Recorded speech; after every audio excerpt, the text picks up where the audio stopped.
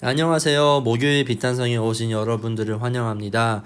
제가 기도로 이 시간을 시작하도록 하겠습니다. 기도하겠습니다. 하나님 참 감사합니다. 우리가 말씀을 피고 말씀을 보고 싶은 마음을 오늘 우리에게 허락하심에 우리가 말씀을 봅니다.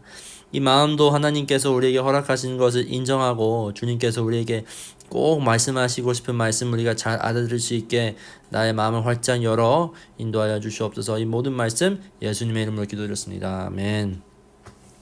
오늘 우리가 함께 본 말씀은 사사기 21장 13절부터 18절의 말씀을 함께 보도록 하겠습니다. 13절부터 읽겠습니다. 그리고 나서 온 회중은 림몬 바위에 숨어서 사는 베냐민 자손에게 사람을 보내어 그들과 화친을 선언한다는 말을 전하였다. 그때에 베냐민 자손들이 돌아오니 이스라엘 사람들은 길르앗의 야베스의 여자들 가운데에서 살려준 여자들을 그들과 결혼시켰다. 그러나 여자의 수가 모자랐다. 여러분 기억하시죠? 이스라엘 백성들은 베냐민 지파를 거의 없앴어요. 전쟁이 이고 난 후에 거기서 멈춘 것뿐만 아니라 그들의 욕망과 욕심 때문에 그 성읍에 들어가서 남은 사람들 다 죽이고 모든 곡식을 다 태워버렸어요. 그런데 오늘 말씀에 보니 그들은 이제 남은 베냐민 자손들, 남자들을 얘기하는 겁니다. 남자들을 길르앗 야베스의 여자들 가운데서 살려둔 여자들과 함께 결혼을 시키려고 하고 있어요. 이 뜻은 그들은 베냐민 지파를 살리려는 노력을 하는 것을 우리가 방금 목격을 하고 있어요. 아니 무슨 일이에요? 몇 장 전에만 해도 한 장 전에만 해도 이들은 베냐민 지파들을 싹 다 없애버리려고 하는데 갑자기 왜 이들은 베냐민 지파들을 살리려고 이렇게 노력하는 걸까요? 15절 한번 읽어보겠습니다. 주님께서 이스라엘 지파들 가운데 한 지파가 비어 틈이 생기게 하셨으므로 이스라엘 백성은 베냐민 지파가 딱하다는 생각이 들었다. 그때에 회중의 장로들이 걱정하였다. 베냐민 지파 가운데서 여자들이 다 죽었으니 이제 우리가 어떻게 하여야 살아남은 남자들에게 아내를 짝지어 줄 수 있겠습니까? 그들이 또 말하였다. 베냐민 지파에서 살아남은 남자들에게도 유산이 있어야 이스라엘 가운데 한 지파가 없어지지 않을 것입니다. 여기까지 읽게요. 그들이 베냐민 지파들을 살리고 원하는 마음, 말씀에서는 이렇게 나와 있죠. 딱하다는 생각이 들었고 주님께서 이렇게 모든 일을 행하였다고 얘기하고 또 그들은 걱정을 한다고 이야기하고 있어요. 어떻게 보면 이스라엘 백성들은 베냐민 지파를 매우 불쌍하게 여기는 것처럼 느낄 수도 있겠지만 그들의 진짜 이유는 바로 여기에 있죠. 이스라엘 가운데 한 지파가 없어지지 않을 것입니다. 그들이 걱정했던 것, 이 12지파 가운데, 이 이스라엘 12지파 가운데에서 하나가 없으면 어떻게 돼요? 11지파가 돼요.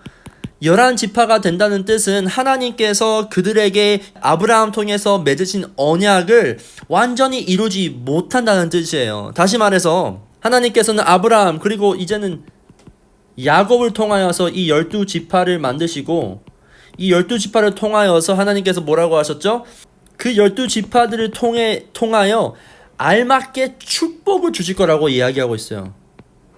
이 복을 주실 거라고 약속하셨어요. 그 뜻은 이스라엘 백성들이 하나님의 언약의 약속을 완전히 받기 위해서는 이스라엘은 꼭 12지파로 연합이 되어 있어야 된다는 말이에요. 그래서 그들이 걱정한 건 그들이 베냐민 지파들을 힘들게 하고 베냐민 지파들의 모든 여자와 남자들 다 죽여서 불쌍하게 여기는 것이 아니라 그들이 받아야 할 축복, 하나님께서 이어져야 할 언약을 꼭 받기 위해서 걱정을 한 것으로 우리는 명확하게 볼 수 있어요.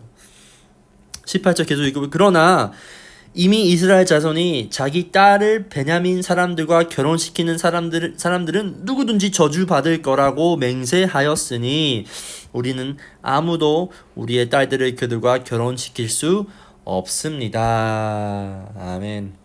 여러분 기억하시죠? 우리가 사사기 20장 1절에 보면 그들이 이 연약을 해요. 이스라엘 사람들은 이미 우리 가운데에서는 아무도 딸을 베냐민 사람들과 결혼시키지 않도록 하자 하고 맹세한 일이 있었어요. 이스라엘의 행동을 가만히 보면 우리의 마음이 솔직히 말해서 편찮지 않아요. 왜냐하면 그들은 이스라엘의 한 지파, 베냐민 지파가 600명 밖에 안 남은 이유가 그들의 자신이라고 생각하지 않고 주님께서 이스라엘 지파 가운데서 한 지파가 비어틈이 생기게 하셨음을, 다시 말해서 무슨 뜻이에요? 하나님께서 어떻게 이러한 일을 우리에게 주실 수 있어요? 마치 모든 책임과 모든 블레임을 하나님께 손가락질하고 있는 것을 우리는 명확하게 볼 수 있어요. 이스라엘 백성들 그들의 욕심과 야망에 빠져서 베냐민 지파들을 학살하고 그들이 어리석게 미츠바에서 맹세하였는데 어이없게도 그들은 하나님 왜 그러세요? 라고 묻고 있는 이 장면을 보면 여러분 누가 생각나나요? 오늘 본문의 중심은 현대 그리스도인의 사회의 사고 방식을 잘 보여주는 장면이에요. 이스라엘 백성들은 자기 눈으로 뭐 했어요? 보기에 옳고 자기 눈으로 보기에 논리적이고 자기 눈으로 보기에 이상적인 대로 생각하고 판단하고 결정을 내렸어요. 그리고 나서 그들에게 불유익한 상황일 때에 그들이 받아야 할 복, 하나님께서 아브라함 통해서 그리고 야곱 통해서 허락할 12지파의 연합 통해서 허락할 이 복을 받지 못하니 그때 와서 그들은 하나님 왜 우리에게 이러한 아픔을 허락하세요? 라고 손가락짓을 하고 있어요. 오늘날 교회의 모습도 비슷해요. 여기서 등장하는 억압, 강간, 살인, 대학살, 납치 뭐 이런 거 다 사람들의 탓이 아니라 심지어 이교 종교의 탓도 아니라 전부 다 이스라엘의 탓이었어요.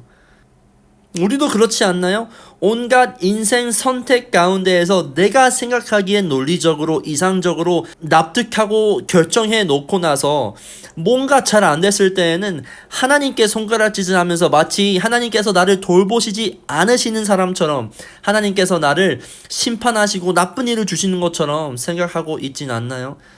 그래서 여러분 우리가 오늘 꼭 말씀 통해서 봐야 하는 것은 혹시 나는 이스라엘 백성과 크게 다른 모습이 있는지, 혹시 내가 바로 오늘날의 이스라엘 백성처럼 나의 마음대로 행동하며 그것의 결과가 잘 안 됐을 때에 하나님께 손가락질을 하면서 또 다시 한 번 더 나의 생각과 나의 마음대로 계속적으로 계산적으로 결정하고 하나님 없이 살고 있진 않는지 우리가 오늘 한번 꼭 돌아보고 내 스스로를 살펴볼 수 있는 시간이 되길 간절히 소망합니다.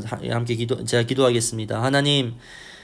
하나님께서 이스라엘 백성 통하여서 지금 말씀하고 계신 것이 혹시 내가 오늘 꼭 들어야 한 말씀이 아닌지 내 마음을 점검하고 살펴보게 하시고, 만약에 내 마음 가운데에서도 하나님께서 얻어야 할 유익과 축복들만 생각하여서 그것을 얻기 위해서 모든 길을 나의 생각과 나의 뜻대로 계획하며 살고 있지 않는지 점검하고 나 스스로 돌아볼 수 있게 하나님께서 오늘 이 시간을 인도하여 주시옵소서. 예수님의 이름으로 기도드렸습니다. 아멘.